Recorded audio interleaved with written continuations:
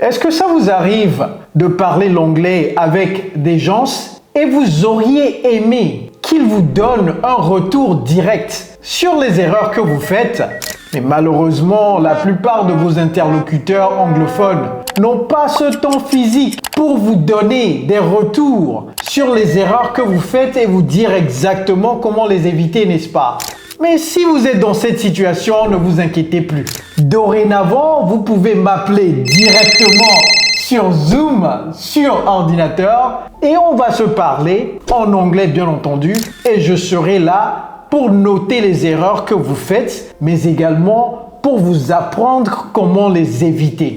Et pour cela, aujourd'hui, nous avons un invité d'honneur, Junior. My name is Gavi Pierre Junior. Avec qui je vais parler tout à l'heure. Hello everybody, it's Coach Joe, your English coach. So without further ado, let's get into a conversation with Junior. Donc aujourd'hui, Junior m'a appelé et il voudrait papoter en anglais avec moi et également il veut quelque chose que la vaste majorité de vous voulez, c'est quoi? C'est qu'on vous fasse un retour sur les erreurs que vous faites en anglais. Donc on va y aller directement, je vais commencer sans plus tarder en anglais avec Junior. Hey Junior, how are you? I'm fine, Golo. Wonderful. Nice to see you. Me too. Et j'espère que vous comprenez que le niveau de Junior est bas. Donc, il a pris son courage à deux mains parce que nous, les francophones, vous savez, nous ne voulons pas faire d'erreurs. Depuis que nous étions enfants, on nous dit que faire des erreurs, c'est mauvais. Et donc, nous avons grandi avec cette mentalité-là qui nous dit non, il ne faut pas ouvrir la bouche. Si vous ouvrez la bouche et que vous faites des erreurs, vous êtes un moins que rien. Mais ce n'est pas normal. La mentalité américaine n'est pas pareille. Vous savez, les Américains, ils font des erreurs parce qu'ils savent que c'est en faisant des erreurs qu'on apprend plus rapidement. Donc, à vous qui nous regardez aujourd'hui, prenez note. Et prochainement, sachez qu'on ne peut pas faire des omelettes sans casser des œufs. Alright? Donc, Junior va se prêter à cet exercice, sachant qu'il va faire beaucoup d'erreurs. S'il ne faisait pas d'erreurs, on ne peut pas faire de cours. Vous comprenez? Alright, so Junior, can you tell me a little bit about yourself? Why don't you introduce yourself to folks? Okay, my name is Gavi Pierre Junior. I'm 30 years old and I'm a young graphic designer. I'm live now in Paris, France. Okay. And I continue my study in artistic direction. Okay, So yeah. that's a little bit what I am. Wonderful, wonderful. And Junior, je vais poser des questions en français, mais il faut toujours répondre en anglais, ok? That's right, yes. Donc, tu as dit que tu es directeur artistique. Est-ce que tu peux expliquer un tout petit peu ça? Quand est-ce que tu as commencé? D'abord, pourquoi directeur artistique? Et pourquoi tu aimes ça? Et quand est-ce que tu as commencé? Quand est-ce que tu as su que tu as une passion pour cela? Quand est-ce que tu as commencé? Et comment est-ce que ça marche jusque-là? Okay, I always have a passion for design in general. So it seems 5 years or seven years I start in graphic design. I start working in graphic design and I improve myself to work with a lot of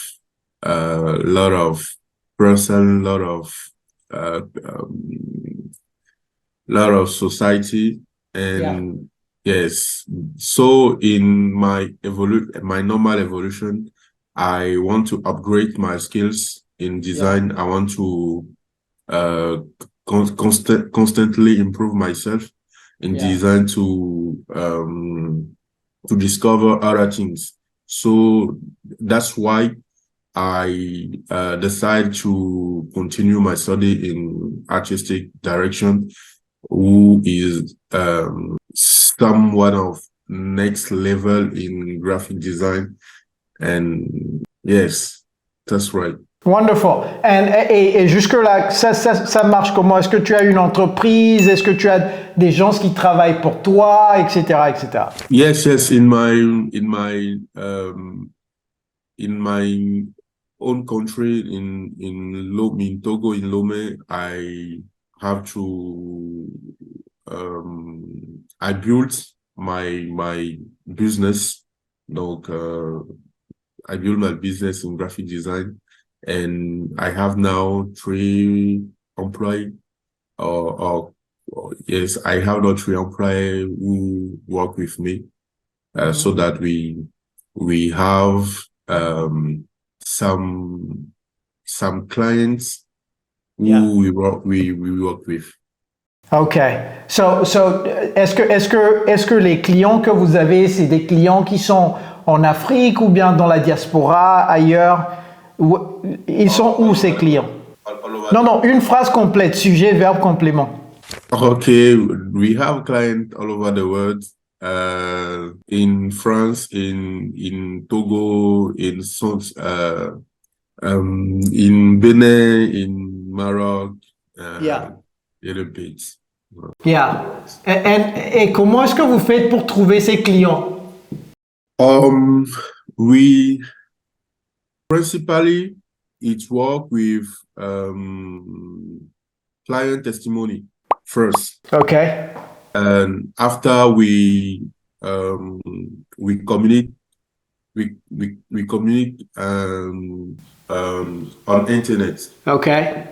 Yes, by social media and other things. We have to communicate in web, in internet.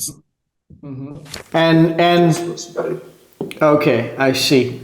And c'est quoi ta vision pour cette entreprise peut-être dans les 5 à 10 années qui viennent? Yes, my purpose is to make a big business in Africa in general, and who work in design principally, design and digital marketing principally.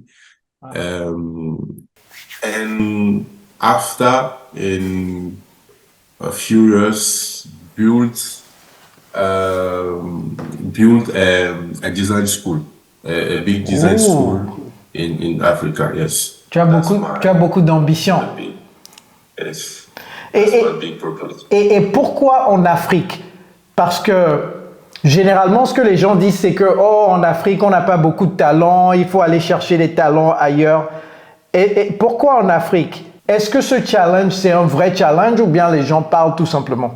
No, I think that is totally false. That is totally false. I think we have a lot of things to show over the world in Africa, and yes, we have our culture have a lot of things to show over the world, especially in design. So, and we don't have all capacities, all structure to do that. So I think that if everybody can invest in African design, we can do more, and we can raise up our talents. Yes. Mais ok, donc ce que je dis, est-ce que c'est vrai? Donc ce que tu dis, c'est qu'il y a beaucoup de talents en Afrique, il y a beaucoup de gens très talentueux en Afrique.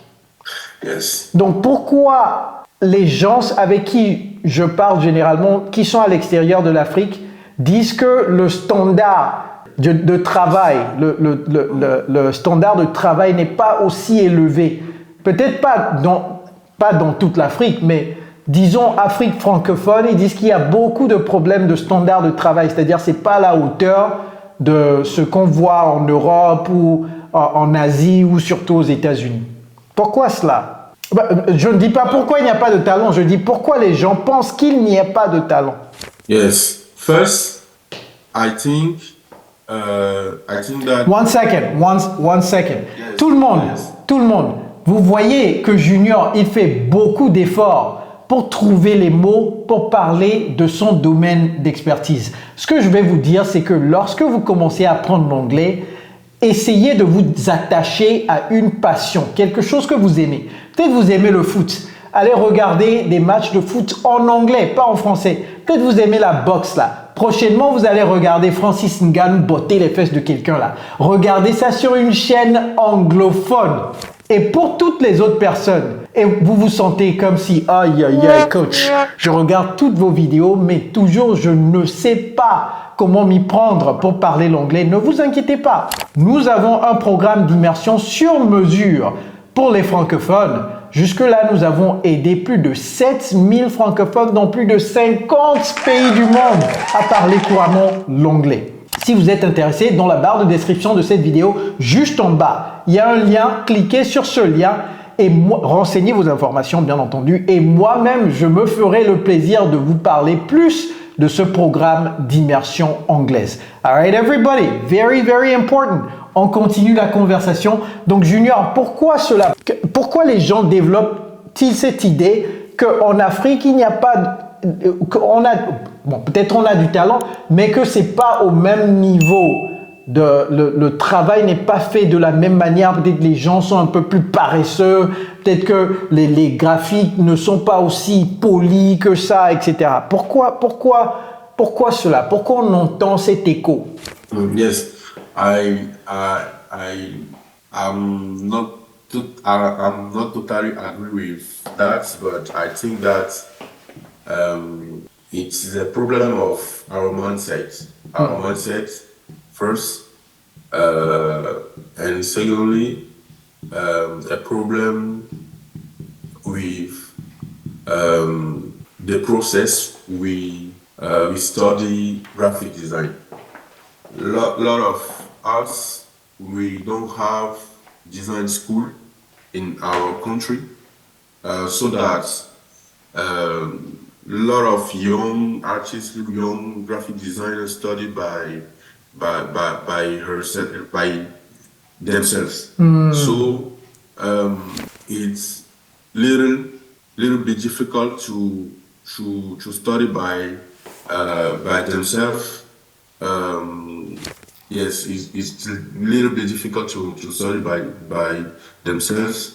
Alors que in Europe, in United States, we have a lot of college, university who study especially in design graphic. So if we compare two young person one who live in Africa and don't study graphic design in special school with somebody who live in the United States and study design in big design school, we have literally a big difference. Donc tu es en train de agree. Comment on dit agree en français? Donc tu es d'accord avec ce que les autres disent en fin de compte. Tu es d'accord avec ça? Parce que d'après ce que tu viens de dire, c'est que oui, c'est parce qu'on n'a pas assez d'écoles, etc. Donc les gens ne sont pas bien formés. Donc finalement, est-ce que tu es en agrément avec ces gens-là qui disent ça ou bien non? Faut pas être biaisé, hein. Faut pas être biaisé. Yes. I'm not totally agree because we comment dire ça? Malgré Despite all this problem, we have a good people who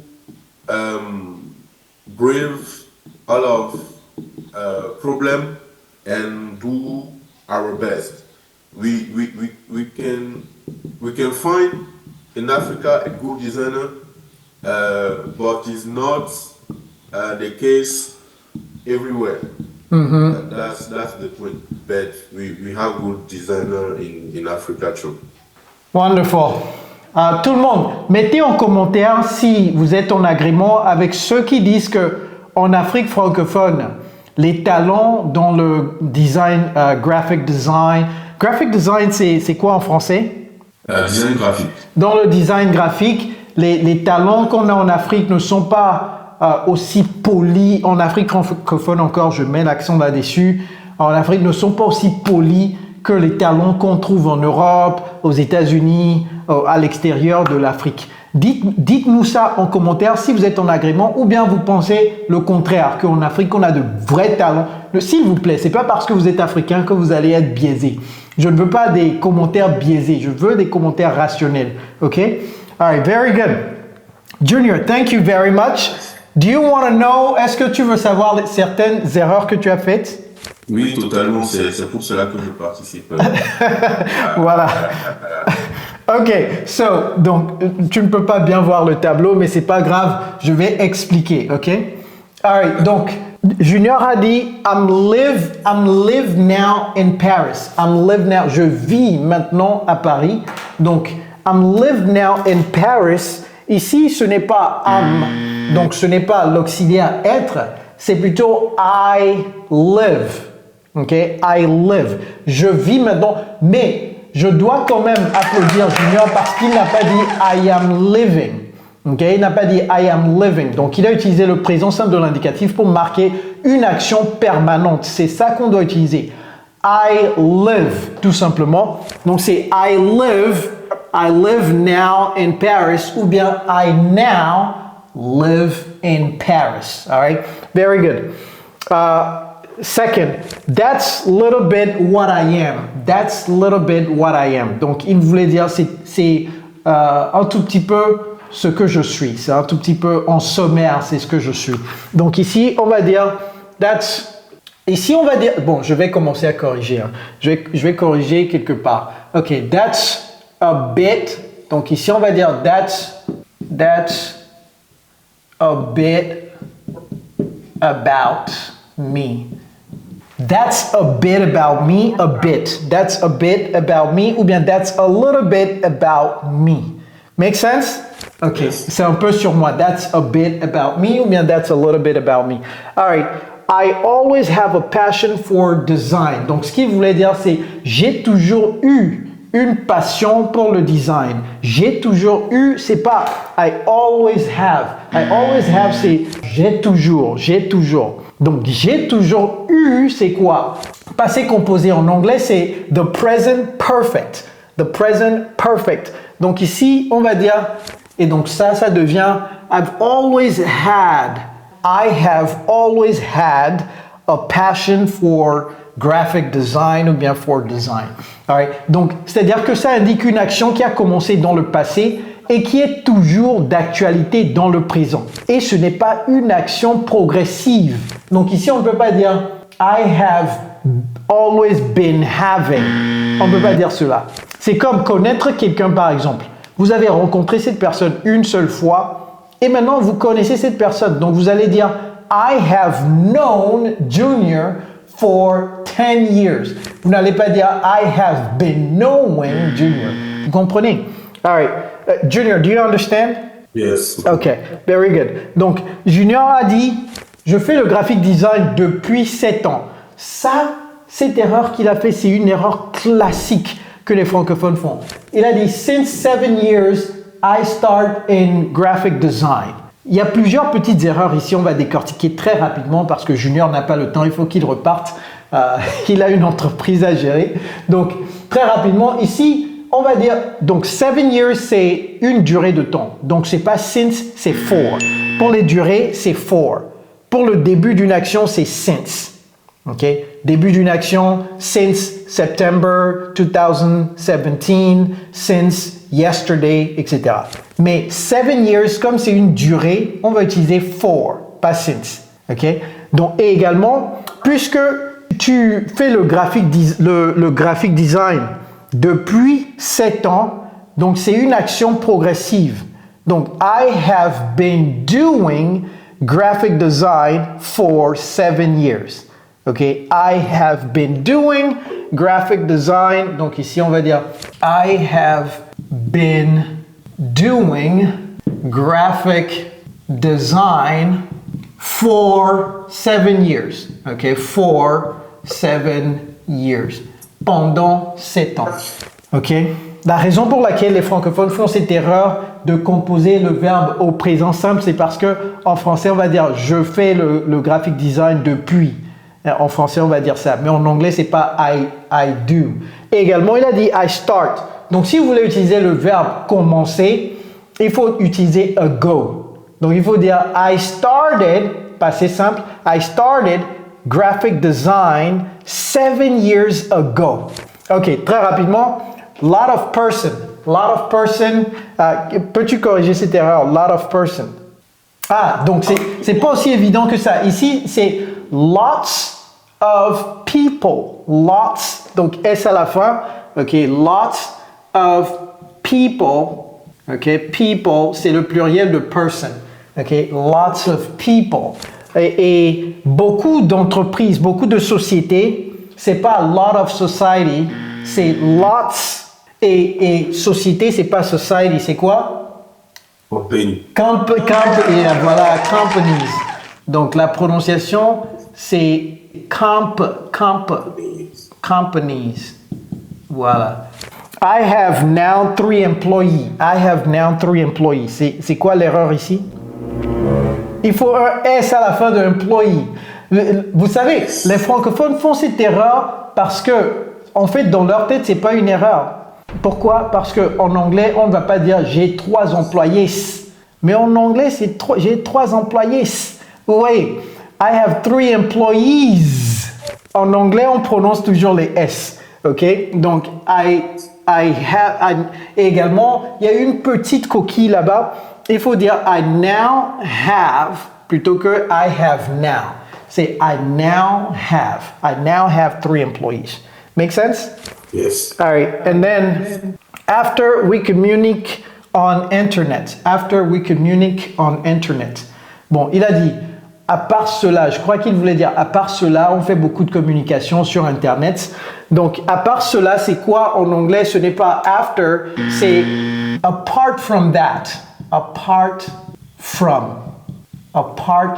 from that, we use social media. OK? Et tu peux ajouter un amplificateur comme a lot. We use social media a lot. Ou bien we use social media a little bit. Make sense? All right. On termine rapidement. In web.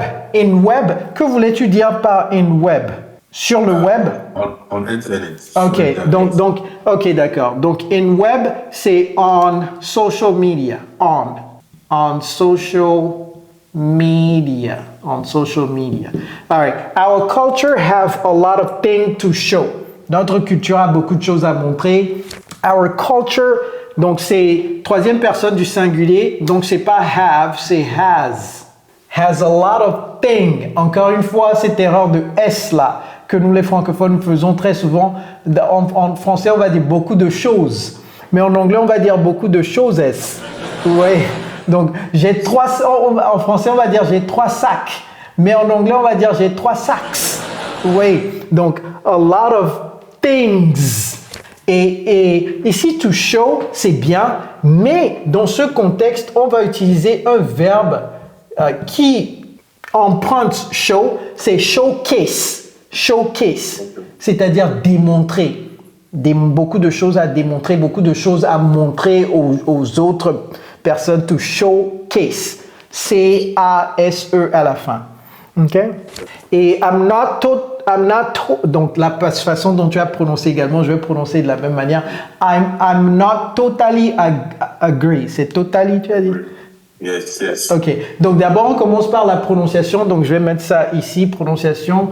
Ça, c'est totally. Peux-tu dire ça 3 fois? Totally. Good job. Totally. OK? C'est pas totally. Si vous dites totally, un Américain va dire, hein? Oui, totally. I am totally agree. Ok, donc, I'm not totally agree. Je ne suis pas totalement d'accord. Ce n'est pas littéralement I am. Donc, c'est I don't. Ok? I don't. Donc, être en agrément avec quelqu'un ou être d'accord, ce n'est pas d'auxiliaire être. N'utilisez pas ça. J'entends très souvent cette erreur. C'est I don't agree totally. I don't agree. Plutôt que de dire totally, je vais mettre 100%. I don't agree 100% with that. Je ne dis pas que totally c'est faux, mais je vous apprends un autre synonyme. Donc prochainement, panaché. Agree 100%. 100%. Ok. Alors que en Europe, alors que, comment dire alors que? C'est pas du tout évident. Alors que, en anglais, c'est whereas. Whereas. Whereas. Whereas. Alors que. Ok. A lot of college who study graphic design. Donc, il y a de petites erreurs éparpillées dans cette phrase. A lot of college. D'abord, ça c'est correct. Maintenant, c'est correct. A lot of. Ça c'est correct. Mais avant, comme il n'y avait pas d'article indéfini c'est pourquoi on a mis S à la fin de lots. Ici, a lot of c'est correct. Collège également c'est correct parce que il veut dire université. Et université en anglais c'est college. Saviez-vous cela? Collège, c'est pas college en anglais. Collège c'est middle school en anglais ou bien junior high school. Donc tout ça jusque là c'est correct. A lot of college. Mais comme c'est a lot, il faut S à la fin, n'est-ce pas? Donc a lot of colleges. Et collège, c'est pas une personne, donc on ne va pas dire who, ok? Donc ici, on va dire plutôt quoi? That. On va dire that. A lot of colleges, that. Et c'est pas study. L'université n'apprend pas. L'université enseigne. Donc on ne va pas dire who study graphic design, mais on va plutôt dire that teach. Voilà. Enseigner, c'est teach. Et design graphique, en anglais, c'est graphic design. Donc, on inverse les mots, l'emplacement. Donc, ça devient a lot of colleges that teach graphic design. OK? Et on termine très rapidement. Malgré, j'ai expliqué ça. Tu te rappelles ce que j'ai dit? Malgré, c'est quoi? Non. C'est pas évident de se souvenir de ces choses. C'est pourquoi je dis toujours qu'il faut écrire, il faut noter les choses. Non seulement noter, mais commencer à les utiliser. Parce que noter, c'est pas suffisant. Ok? Entendre, c'est encore moins suffisant. Regarder, c'est mieux que suffisant, mais c'est pas toujours suffisant pour pouvoir parler. Pour parler, il faut parler. Je dis toujours cela. In order to speak, you have to speak. Donc, commencez à utiliser les mots que vous apprenez, ok? Malgré, c'est despite. Okay. Despite. Et la dernière phrase, avant que Junior ne reparte gérer les choses. We have a good people who brave these problems. Donc, ce qu'il veut dire, c'est on a un bon nombre de personnes qui bravent ces problèmes. Okay? Qui quand même, en dépit de, ou bien malgré ces problèmes, il y a beaucoup de personnes qui bravent ces problèmes. OK. Donc ici, on va dire, we have a number of people. A number of people. We have a number of people. OK. Donc, au lieu de dire a good people, we have a number of people who overcome. Braver, c'est overcome. Who overcome. Et donc, l'erreur ici, un problem, il faut S à la fin. Les problèmes, en français, c'est les problèmes. En anglais, c'est les problèmes. OK, les problèmes. OK, donc la phrase devient we have a number of people who overcome these problems. Ou bien vous pouvez mettre still pour dire quand même. Qui brave quand même. Who still overcome these problems. Junior, thank you so much for this. I appreciate it. Tout le monde, écoutez, si vous voulez que je corrige vos erreurs en live. Ah, on a oublié quelque chose. J'ai promis à Junior que je vais lui dire son niveau d'anglais, n'est-ce pas? On ne peut pas oublier ça, n'est-ce pas? Ok, donc, soit il est niveau A1, il est A2, il est B1, il est B2, il est C1 ou bien C2. Écrivez en commentaire ce que vous pensez que son niveau est et je vais vous donner son niveau tout de suite. Je vais mettre la croix sur là où son niveau se situe. Je vous donne juste 15 secondes pour faire ça. Allez, faites ça très rapidement. Revoyez les erreurs qu'il a faites. Et puis, vous nous dites, c'est quoi son niveau? Est-ce que c'est A1? Est-ce que c'est A2, B1, B2, C1 ou bien C2? A1, c'est le plus bas. OK, comme vous le voyez sur le graphique. A1, c'est le plus bas. All right. Je vais voir les commentaires. N'attendez pas que je mette un croix avant de... Je vous vois, attention. OK. Donc, le niveau de... D'abord, dans notre programme d'immersion anglaise, A1 correspond à débutant 0. OK? Débutant 0. C'est-à-dire, c'est les aveugles.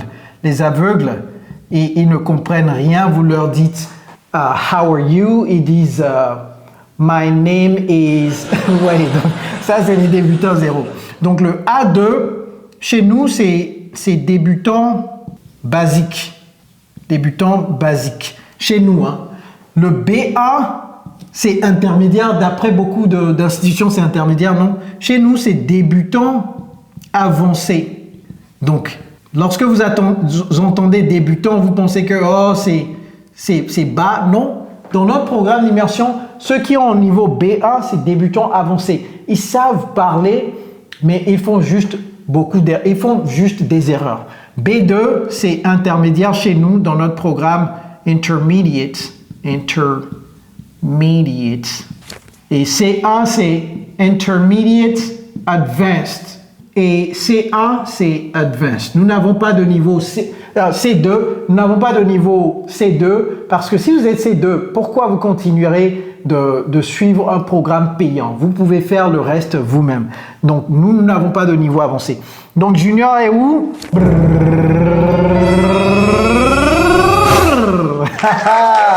B1. Junior, le niveau de junior n'est pas mal du tout.